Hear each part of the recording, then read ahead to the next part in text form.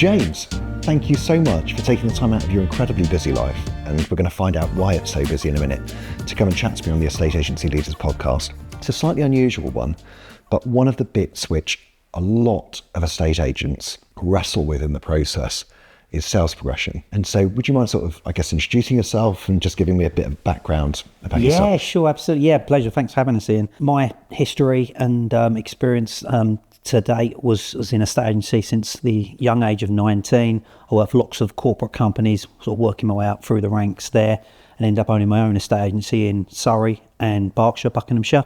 I had close links with lots of people sort of in and around the industry. And I suppose I got to the stage where sort of early 40s, where some people still love doing it and still love valuing every day and selling every day and negotiating offers. I'd fulfilled that urge and that sort of element of the business. And actually, I wanted something new and something different while still tapping into the skills and the experience that I'd learned 3 or 4 years ago. Was looking at different businesses, looking at different elements of the industry that we could move into. And the sales progression side of things, I'd felt for a long time was unfortunately broken in the UK. The time that it was taking my sales for my agency to go through was getting longer and longer. The pipelines were turning probably 3 times a year, whereas when I first started, you'd look to try and get them out at least 4 or 5 times a year, like to make sure your cash flow was working as a business owner. With all the technological advances that had come in, things getting better and easier, presumably, I just couldn't actually get my head around why it had got so bad. And from that, the natural sort of evolution for me was to look at how we could improve it, and was there something we could do and launch that would help businesses, including my own, to improve the process for the clients and the business owners. So out of that was born the company QuickChain. Okay, great. And so it's an outsourced sales progression company. And what I'd love to dig into today, if it's okay, is about why you think it's taking so long for transactions to go through. Well, they think now, don't they, that it's you look at an average of about 16 and a half to 17 weeks, which is just insane, isn't it, really? When you think about when you break that process down, an offer's been accepted and we now just need to get to exchange a contract, why is it taking so long? My answer on that is, and sorry for any conveyancers that are listening on this, I think the standard of conveyancing has plummeted. Bigger sort of conveyancing companies that work far too much on a sort of pilot hire, sell it cheap model. When I first started, you had 4 or 5 really good local solicitors that would work on 30 or 40 cases. They knew all the properties. It was all sort of kept local and in-house, and you could basically go and knock on their door and get your deals through and make sure it was happening. That's evolved, and it isn't happening now. And with I think the consumers want, if you like, for cheaper services, unfortunately that has led to a big conveyancing companies in some cases that can't handle the workloads or are not experienced enough to actually get these deals through in a timely manner. One of the things you've got there is building relationships with those solicitors to shorten that period and cut out and do work up front to make sure this stops and we can try and reverse this trend. Absolutely. So there's certainly been a huge downward pressure on fees for conveyancers. And when I think about, once you take away the referral fees, what a conveyancing company is being paid for an individual transaction, it's probably anything from 400 to 800 quid. Estate agency fees have been under huge pressure, and nationally the estate agent's fee is about £3,000. And if you think about how much work a lawyer who charge themselves out at £200, £250 an hour, like how many hours work are they going to put into a £400 fee? And it's probably about 2. And therefore, you're not going to get a fully qualified lawyer to do that for 2 hours. And therefore, you're not going to have a fully qualified lawyer looking at it at all. You're going to have the next rung down of qualifications to be able to do that. Okay, great. What about things like other core reasons that sales fall through? What's the number one reason which you guys see at QuickChain? Buyers and sellers not being handheld and knowing the process from A to Z. And things like late surveys. I haven't had a survey done. Well, that should have been picked up a lot sooner. We would always advise any business owners or people that are doing their sales progression, you'd want that booked in within the first 7 to 10 days. And that's all done at the setup stage when solicitors are being handed over, offers agreed, and the deal's all tied up. Fall through rates, I would say, having control of the chains. So every chain that you deal with is only as strong as the weakest link. What we tend to find with our clients, so when a case is handed over to us, the very first job we're doing is qualifying that chain and the sale for that business. We all know we've probably all employed very eager, sale-hungry negotiators.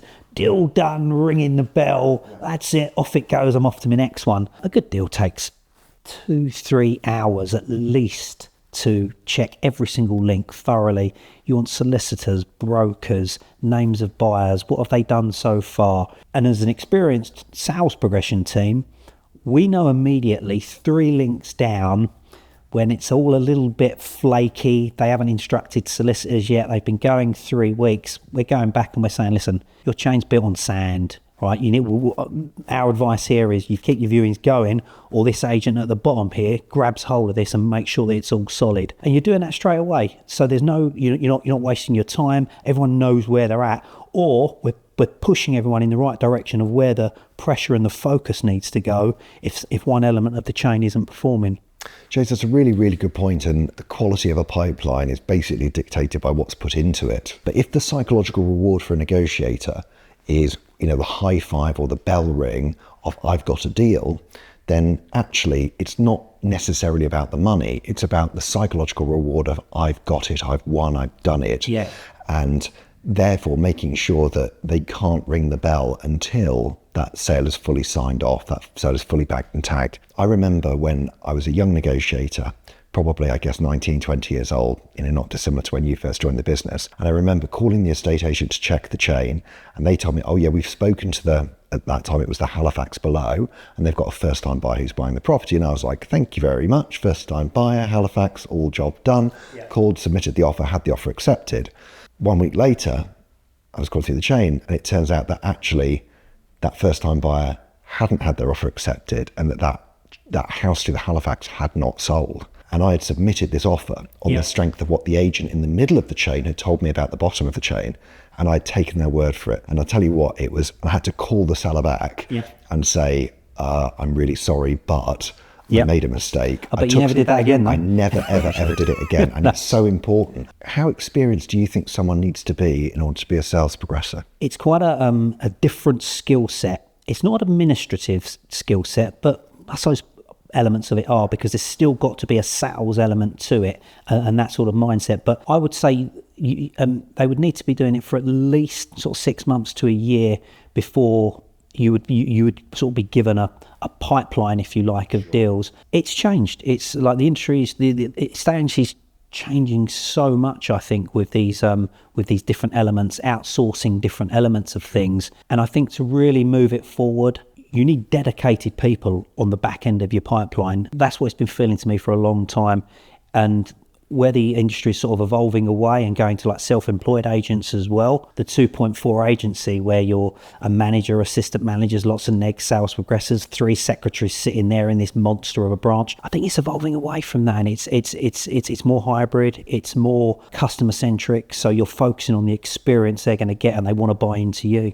So if you were recruiting for a sales progressor, and you were running your independent estate agency business, how would you go about working out which person you would hire and which ones you wouldn't? Ideally, they'd had a bit of property experience, but not that wouldn't be the be all and end all.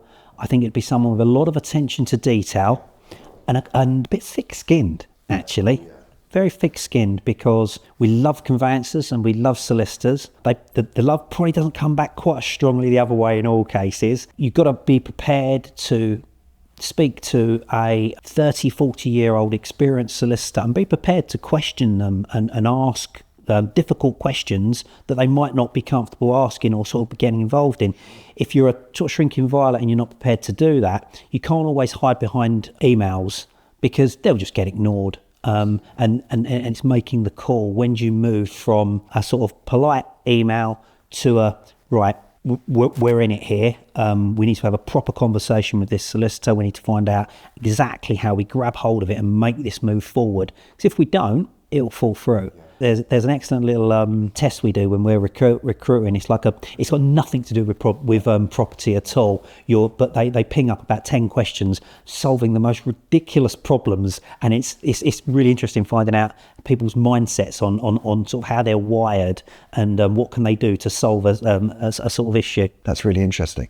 Okay, great. Well, one final question before we have a quick break. One of the other bits which was in the original home information pack, and I totally take, so HIPs, which sort of came in and out around 06, 07. And one of the key bits which was in the original version was called a home condition report, which was effectively a sort of survey light of the property, so that not only did you have the searches, you had potentially a draft contract, but you also had a report on the condition of the property. What would your views be, assuming that there was the capacity of people to do it, which I think would be the key issue? What would your view be on that being added into those sort of pre-market packs?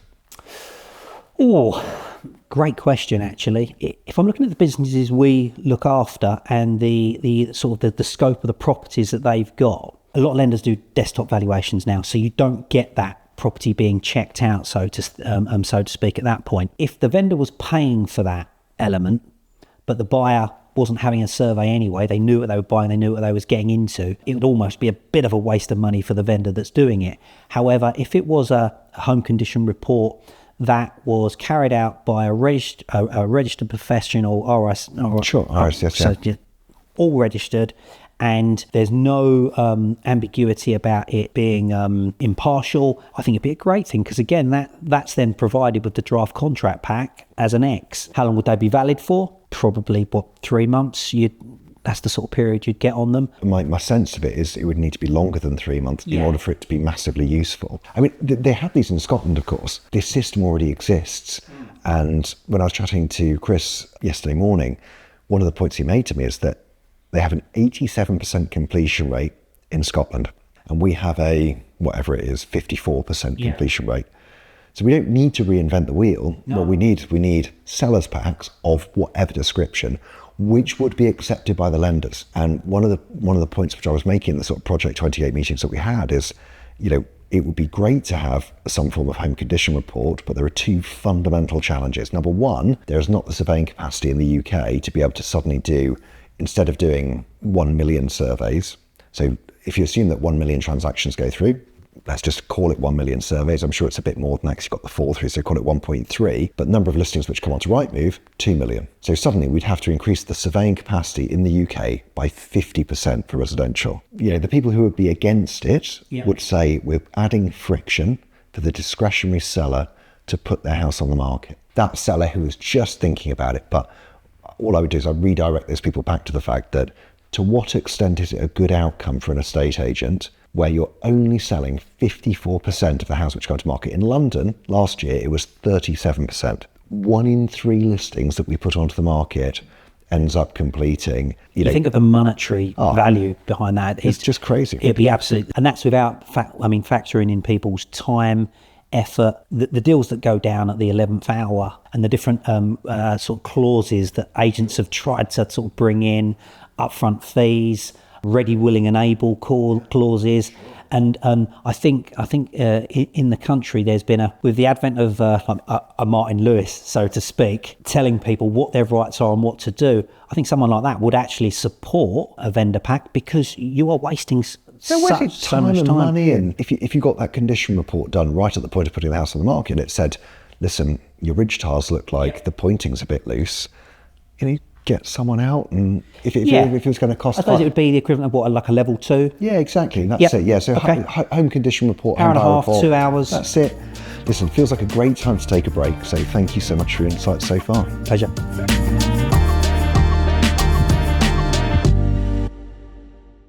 My name's Carl Child and I'm the MD of Ashton's. That's the beauty with Greenhouse, is that we will be able to change things and we will be able to tailor it to how we would like to use it. It's given us that confidence that we know we can increase their turnover. I don't know how familiar you are with Peter Knight and Leaders Inc. and the Property Academy. One of the models that Peter Knight has put together for estate agents is this idea that when you have a challenge in your business, that you, first of all, automate. What you can't automate, you outsource. And what you can't outsource, only then do you then hire. And the theory of that is that clearly automation is the most cost-effective way, as long as it's still enhancing client experience, but super efficient, super quick. We then move into outsourcing because it gives us flexibility in terms of cost. So I've been a fan of the outsourced sales progression model for some time. Make the case for outsourcing in the context of sales progression. Passionately believe that where estate agencies changed and evolved and sort of adapted into the monster that it is now, the sales progression side of it is so important and can take up so much of your sales team and business owners and sales managers' time that you simply can't afford not to, really. How many calls will be coming in daily, weekly, that lead to 20-minute, 30-minute, an hour conversations, other calls having to go off, other calls coming in, and all that time you're not actually adding anything to your front end. And what the business owners and their negotiators, what their teams are really good at is getting stuff and selling it. And I don't think it's ever changed that the back end bit of that takes sort of a second fiddle, and it doesn't get the time that it desperately needs. And the clients feel that. The clients actually feel that when they're calling in for an update on their sale because they haven't heard anything for a couple of weeks, and they're getting a negotiator who's running out on a viewing and says he'll call back but then forgets, all of a sudden this fantastic job you've done for this client, you've been out there, they've met the greatest sales manager in the world, given them a great price, they've took great pictures, it's on the market, they've done an incredible open day, they've got over asking price, everything in this experience so far is just tip top, and then all of a sudden they're under offer, and it's just like ghost town. It's finished, and there's a little update, and obviously they want it to get through, but they sort of feel like they've been jilted at the altar at this point.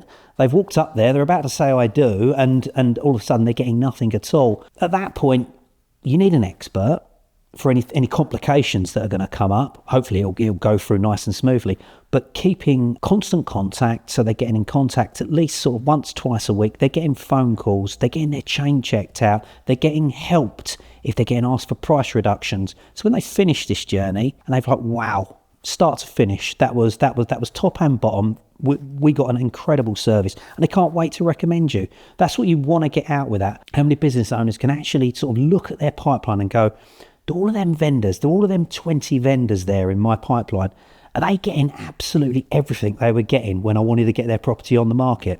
Are we delivering what we promised them? When you outsource, that's all we do. Yeah. So we guarantee we'll do it, because if we don't, you as a business owner, you'll wave goodbye to us, and we won't get your business anymore. So the argument you're making is that because you're specialists, you can have a total focus on one outcome of making sure that you're delivering weekly contact to every single seller. Absolutely. Yeah, we're specialists. I mean, one of the things which I thought was interesting is in the first half, when we were having the conversation about what type of people do you recruit to be sales progressors, it reminded me very much of the way that we think about estate agents, which is you've got hunters, you've got farmers, and you've got unicorns. The hunters is that brilliant sales manager or that brilliant negotiator who wants to ring the bell or walk in with the contract saying, I've done it, I've got the business. And that's where they get their sense of satisfaction from. Then you've got another group, which are the farmers. And they're often not the ones who are that bothered about sales target, but they're really interested in delivering great outcomes for customers. And it feels to me like in a lot of estate agents, we hire a lot of hunters and we have relatively few farmers. And of course, somewhere in the corner, you might be lucky enough to have found a unicorn. They're very rare. Yeah. I can think of probably 2 or 3 or 4 I've met in my career, and they are rare. So the truth is that you need hunters doing hunting jobs and you need farmers doing farming jobs, and don't try and mix those two things up. Let me make the case for having a dedicated sales progressor, but hiring them yourselves. You've got more control because they're physically sat in your office. You can get the right skill sets. You can make sure they're a farmer. What's the advantage from your point of view of going down the outsourced route rather than hiring those people? If your CRM system was really good and it was Greenhouse, for example. It was Greenhouse. Other CRMs are available. That was literally teed up. If it's got that and it does have systems in place that have got sort of sales progression things built in, fantastic. For me at that point, it comes down to cold, hard cash and your bottom line profit. Employing a very good sales progressor, if you've got a pipeline of 30, 40 sales, not sure what it'd be in other, like sort of all different parts of the country, but you're going to be looking at least 25, 35,000 by the time you look at national insurance and pension contributions. That figure could be looking at an outgoing of 40, 45,000 a year minimum. Within that as well, then you're going to have the possibility they have holidays. They're allowed holidays.